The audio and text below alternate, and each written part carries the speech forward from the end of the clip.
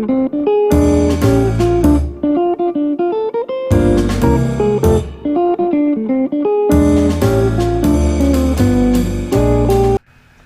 everyone and welcome to War Whiskey Podcast. My name is Justin Fisher and I hope you're having a fantastic holiday season, and for my friends in Northwest Arkansas, I hope you're enjoying your snow. Today we're talking about the promotion board and, more importantly, promotion board packets, your promotion packet, and what you can do to get better. This came out from an NCODP I recently hosted in anticipation of the promotion, the results of the promotion board being published. And during the process of NCODP, now a lot of people do NCODPs wrong. They usually do it in response to a problem, like it's always about NCOERs or something that you've done wrong.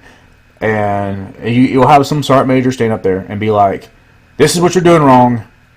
I'm going to bark at you. You're just going to give me the north and south, and that's it. And really, NCODP is about collaboration and facilitation. You have to let them have input, or you're not growing. And that's what it's about. It's about the mentorship. You can't just bark the whole entire time without feedback. So when I've hosted NCODPs in the past, I always like a more of a collaborative environment. And there's a time and place to do the whole instructional part, but in this case, it was more of a group facilitation. And I was fascinated how many people did not understand the process of the board, and more important, what they have to do to get promoted. And I had several people stand up there and talk. And if you're digging yourself a hole, I'm gonna let you dig yourself a hole until then I'm gonna let them determine what you are. And I watched that, and I'm like, these guys are AGRs, and they're not even putting out good information. Luckily, we was able to shoot all that down and keep everybody on track. But afterwards, a lot of people said, "Hey, this was great. I didn't know this. Can you make this into a podcast and push it out?" So this is really what's coming from. So I gotta give a couple disclaimers here. First disclaimer is that I am under oath not to talk about the current board, because I was actually in the board reviewing packets. I take it very seriously, so I'm not going to be talking about anything that we currently looked at with the board. So everything I mention will be past boards, which are extremely similar. So it's not going to say anybody back. The second thing is this topic was vetted through a member of the EPM team, and they said, "Hey, good, this is really what we need, and thank you." So I'm going to go ahead and do that.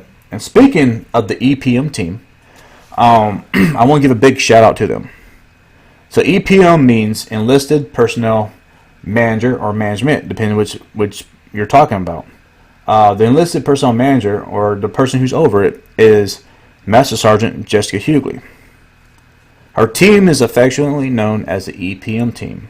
Sergeant First Class Richardson, Sergeant Schaefer, Sergeant Pierce, and the others, they're all rock stars in this environment. They put a lot of, Master Sergeant Hughley has personally put a lot of pride, sweat, tears, blood, all that stuff into this to make this the best product they possibly can.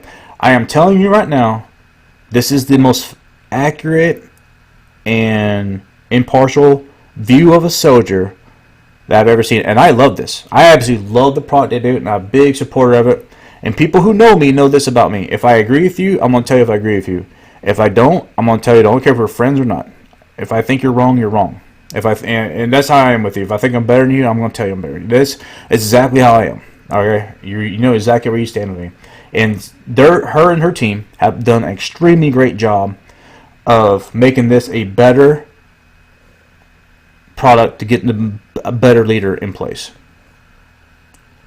From what it was to now, I'm very confident in saying that if this was in place 5 years ago, and she was in charge or running it 5 years ago, we would have a totally different senior leadership look right now. Probably about 70% different. Just based off the people I know and how the board, and being in the board the last few years and seeing what they look at, it would be totally different.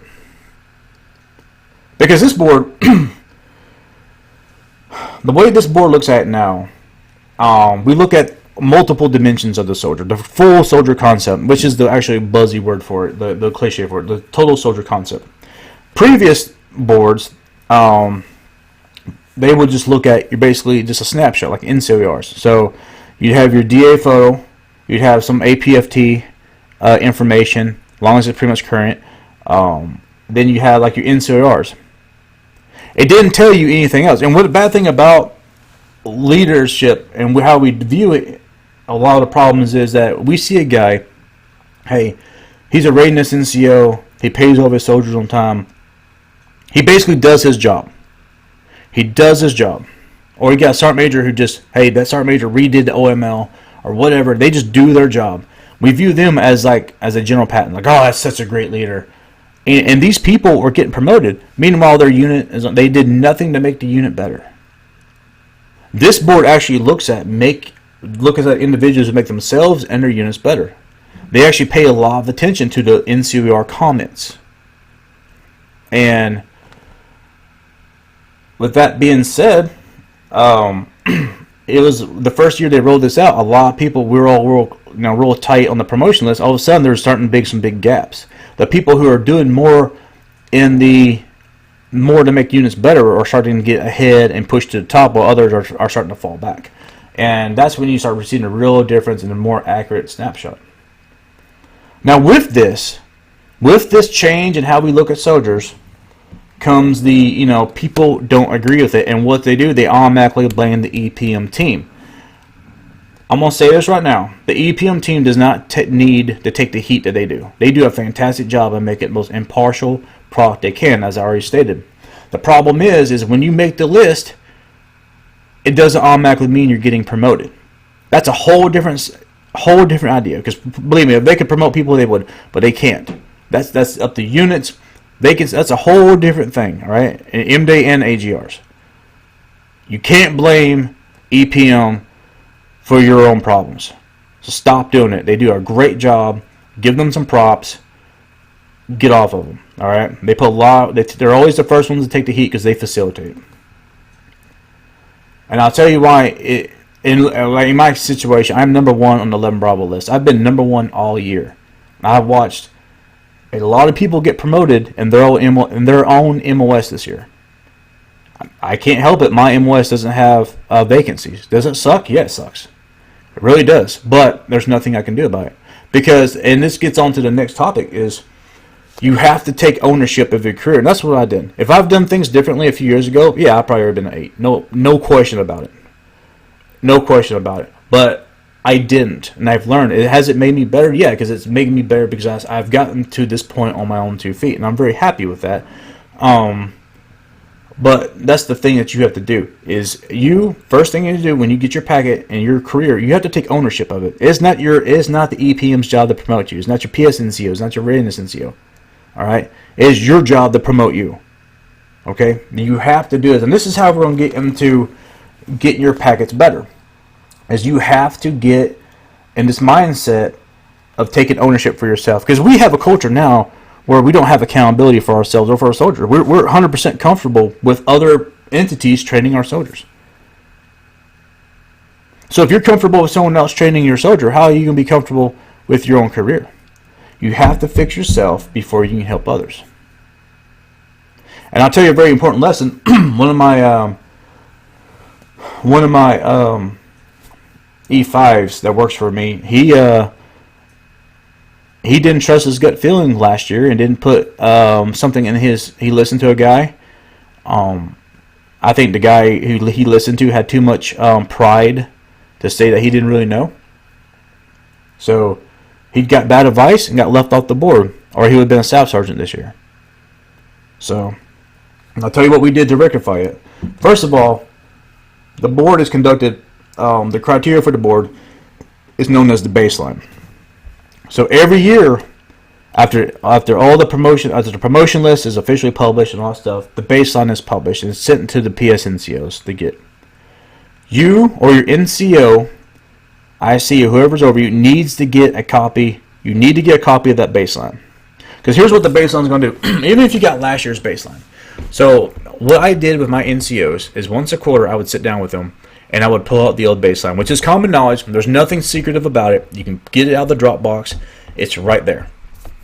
And we would go down and we would rate themselves per quarter. Where are you at here? Where are you at here? And we would score them because the way the baseline works is you get scored for different events. When I talk about looking at the total soldier concept, your APFT score matters. In the past, it really didn't matter. It was just part of your soft vote. Now it's a weighted criteria. how your college. Do you have college? Do you have a lot of college, or do you have a degree? That matters. Are you going out and performing all out at your, at your schools, at your leadership schools, your MLCs, SLCs, all that stuff? Because in the past, it just had to have it, and people were going out there and sandbagging and not doing it. Now it's like, if you're on a grad, you're put ahead of your guy who just has a 1059, which as it should be. This is how you perform away from the flagpole. So what I would do is I would sit there with my NCOs and we'd go down the list. And we'd score ourselves once a quarter and see where we're at. And we would make adjustments for the next quarter going forward. If you're not looking at your promotion packet once a quarter and squaring it up based off the last baseline or the one before that, you're wrong. You're absolutely wrong. And you got no room to talk any kind of garbage because you're not taking care of yourself. You have to do it. The little things matter. Performing all out on the APFT test, giving it your all, or ACFT now. That's going to matter because that shows me individual effort. Getting your college, turning your college into an associate's. That's a big deal. All right. A lot of people have I talked to one guy. He's like, I have 130 hours. I'm like, okay. Do you have a degree or anything? He's like, no. I was like, well, okay. Here's where you're at, pal.